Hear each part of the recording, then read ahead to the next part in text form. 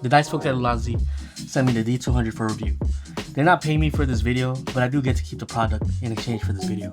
So everything that you see here are my thoughts alone. I've bought several Ulanzi products in the past, and overall I've been pretty happy with them.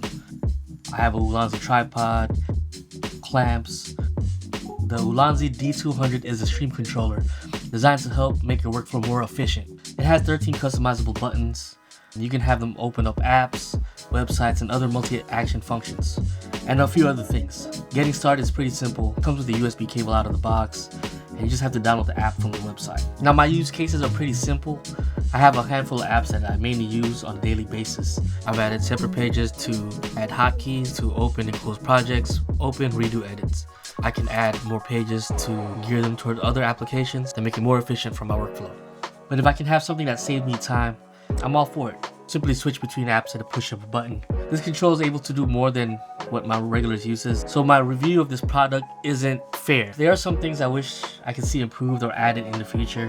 When customizing the buttons, the menu pops up and it goes through the menus in Chinese.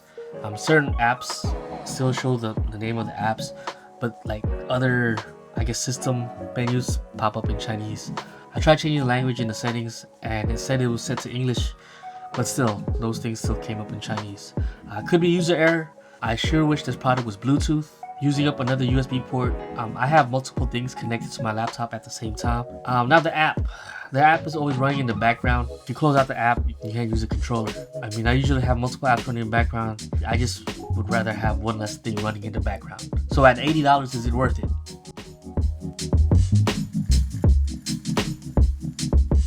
If you got to this point, originally that video was supposed to release before New Year's, but a lot of things came up. I wasn't happy with the editing, so I just kind of reworked it. I received the email and I applied to see if they would approve me to a review product, and got accepted. So this is my first time ever doing something like that, and it opened my eyes and see how difficult doing something like that is. So it changed my perspective. But for 2024, man, I didn't expect my channel to grow the way it did. I know I'm a small channel still, but over a quarter of my subs were added last year, which is kind of surprising for me because, if I said before, I have no niche on YouTube, and I talk about cameras here and there, travel, so really no niche. It's just mainly my hobbies that I like to get into. So for those who've supported me this past year and helped grow the channel, man, I really appreciate it. It means a lot. It really means a lot. I'd also like to thank those who I've built a relationship with within the past year. So shout out to my people locally that I've met a few times. Visuals by West. We've gotten a few photo walks and he's been supportive. He just started his channel a few months ago. Check him out. I got Mike Oni Patton. He's been doing this a while. Good guy to check out. Another shout out is to Manny. I think if I got it correctly, his channel Super Manny Photo runs the Pexels division in Houston. I think I could be wrong. And it's Ayo Call Me O.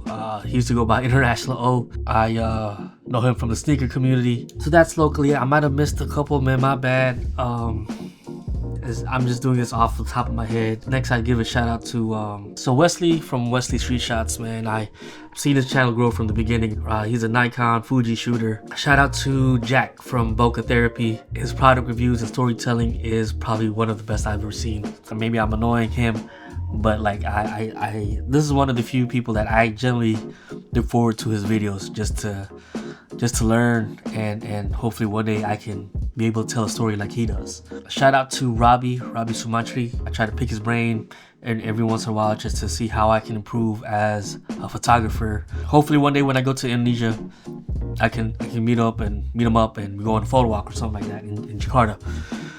And his funny thing is, his studio is in a place where I often visit when I go to Indonesia. Shout out to Phil from Introvert Amateur. Enjoy watching his videos, his photo walks. His use case, like I said before, is similar to mine. Mainly just capturing family moments and stuff like that. Who else, man? I don't want to leave anybody out. Apart from photography and videography or filmmaking, YouTube, on the YouTube space, man, Josh and Prill, They're more in the travel aspect. They're right now in Southeast Asia, based out of the Philippines. So follow them on their channel, subscribe to their channel, and follow up on their social media. So that was it. I mean, this was essentially was made for the end of the 2024. Like I said, tied up. So before we get 2025 on the way, I just wanted to get this out the way. And I'm still behind on my Singapore videos. I know I've released quite a few videos since then. I just haven't been in the mindset to complete our Singapore trip from this past summer, and that'll be coming soon. I'm actually thinking about redoing the videos because I don't like the way I edit them. Those will be mainly like vlog style videos, and I just want to go in more detail on some of the places that we visit while we're there. Thank you all for the support.